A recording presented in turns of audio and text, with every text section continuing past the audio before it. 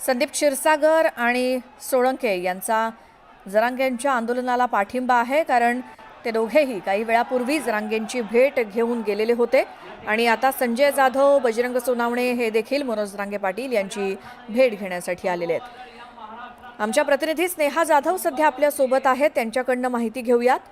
स्नेहा, तुम्ही कोणत्या ठिकाणी आहात आणि काय माहिती आहे तुमच्याकडे? काही वेळापूर्वी महाविकास आघाडीचे दोन्ही खासदारांची पोहोचलेले आहे।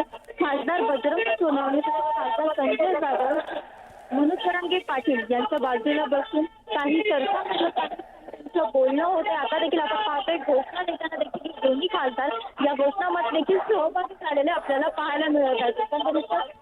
साधारण 5 ते 10 मिनिटांपूर्वी दोन्ही खासदार आलेले आहेत आणि मनोज जरांगे पाटील यांची चर्चा देखील करत आहेत। आणखी कोण मनोज जरांगे पाटील यांची भेट घेण्यासाठी आज येण्याची शक्यता? स्नेहा,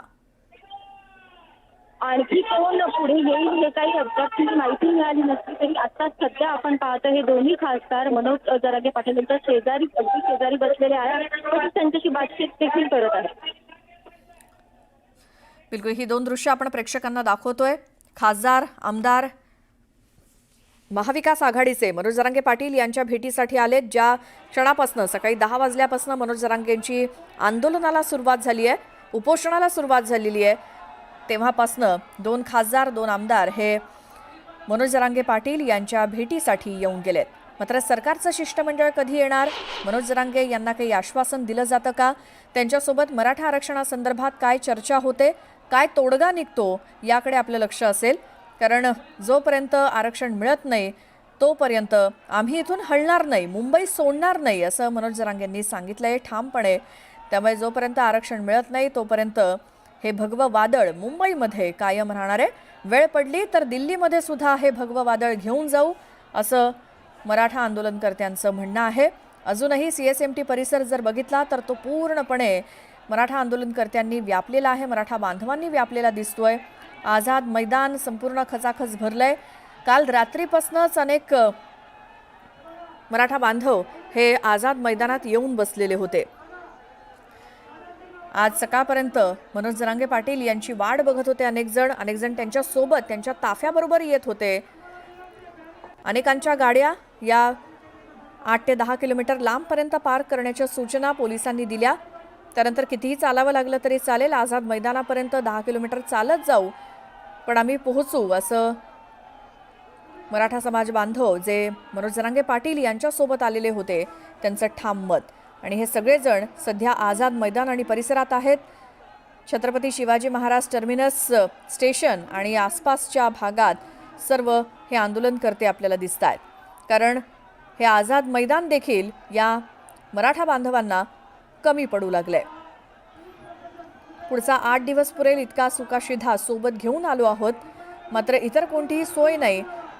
मात्र काही झालं तरी बेहत्तर, मनोज जरांगे यांच्या सोबत आम्ही ठाम आहोत आणि आरक्षण मिळाल्याशिवाय आम्ही देखील परतणार नाही, अशी भूमिका त्यांच्या सोबत आलेल्या समाज बांधवांनी देखील घेतलेली आहे। गणेशोत्सव जरी असला तरी देखील सगळं बाजूला ठेवून फक्त समाजाच्या कल्याणासाठी आणि मनोज जरांगेंना पाठिंबा देण्यासाठी म्हणून महाराष्ट्राच्या कानाकोपऱ्यातनं मराठा समाज हा एकवटलाय आज मुंबईमध्ये। बरोबर 1 वर्षापूर्वी ज्यावेळेला मनोज जरांगे मुंबईकडे निघालेले होते, मात्र त्यांना मुंबईच्या वेशीवर सरकारकडनं आश्वासन देण्यात आलं, ते तिथूनच माघारी गेले। मात्र यावेळी ते मुंबईत येऊन दाखल झालेले आहेत।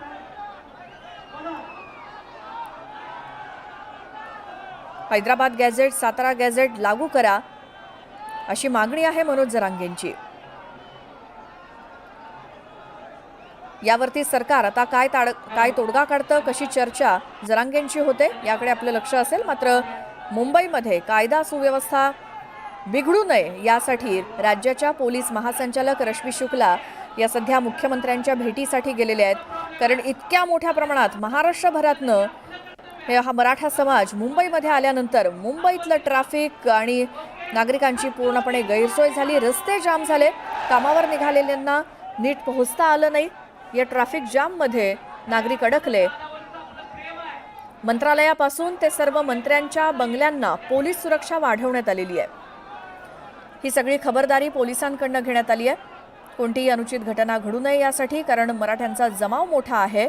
मात्र कुठेही दगडफेक करायची नाही, जाळपोळ करायची नाही, अशा सूचना उपोषणाला बसण्याआधी मनोज जरांगेंनी आपल्या समर्थकांना दिलेल्या आहेत. 2 तासात ट्रॅफिक मोकळं करा असं मनोज जरांगेंनी सांगितलं. त्यानंतर हळूहळू गाड्या धावायला लागल्यात. मात्र ज्यावेळेला सकाळी 8 वाजता 9 वाजता जर परिस्थिती बघितली तर CSMT स्टेशन आणि आझाद मैदान या ठिकाणी पूर्णपणे ट्रॅफिक जाम दिसलेलं होतं. अनेकांकडनं खाण्यापिण्याची सोय या मराठा बांधवांसाठी केली जाते, कारण कोणतीही सोय नाही, खाण्यापिण्याची सोय नाही. अशा परिस्थितीमध्ये हे सगळे समाज बांधव आलेले आहेत मुंबईमध्ये. त्यांना असं खाण्याच्या पाकिटांचं वाटप केलं जातं आहे. काहींनी सोबत शिधा आणलेला आहे, ते जेवण शिजवून सुद्धा खाल्लं जात आहे. मात्र ज्यांच्याकडे काही नाही त्यांना मुंबईत देखील पुरवठा केला जातोय. आणि आता